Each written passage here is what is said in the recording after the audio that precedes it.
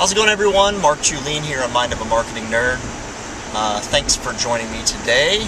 I haven't been able to get a blog in for a few days. I actually took a vacation day, believe it or not, last Friday to take a little bit of time off. Got in some golf. Finally, first of the season, which was fun. I was able to get that in, but at any rate,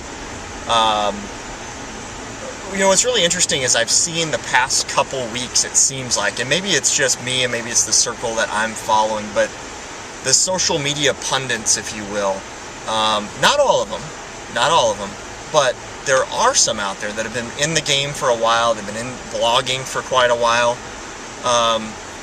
It just seems that there's like underlying tones of them questioning their own existence.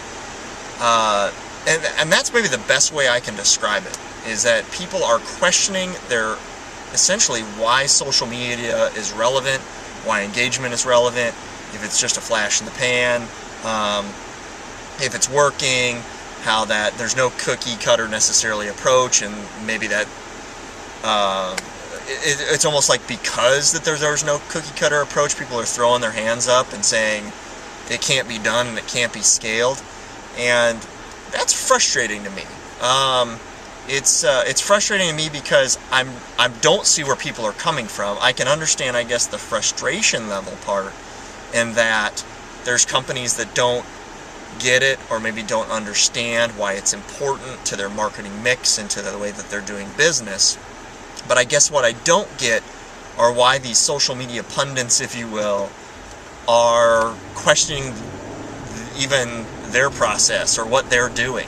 I'm a big fan of questioning things. I'm a big fan of looking for the next best thing. I'm a big fan of trying to evolve and innovate. But there is a point where you do start to establish some consistency with things, and then you innovate and you evolve along with it. Not everything has to be a dramatic overhaul.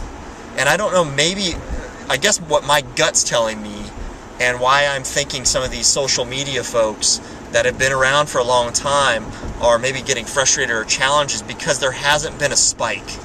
In the traditional sense of marketing, you think of spikes when you have campaigns. And, when Facebook took off, we had a spike. And when maybe Foursquare even took off, there was a spike in activity. And there really hasn't been maybe that spike lately. In a new app or in a new program, and everything's more of kind of a steady climb. And if that's what gets people to jump off the bus, I'm completely fine with that. I think it's a very short-sighted way to look at it, and I think that it's a frustrating way to look at it, and I think there's a better way to build a brand, and it doesn't happen overnight, and it isn't necessarily because of a spike. And if folks want to give up on that, that's fine. But there's definitely a long-term plan and a long-term play for your brand and you online by staying the course and using the tools that you're given.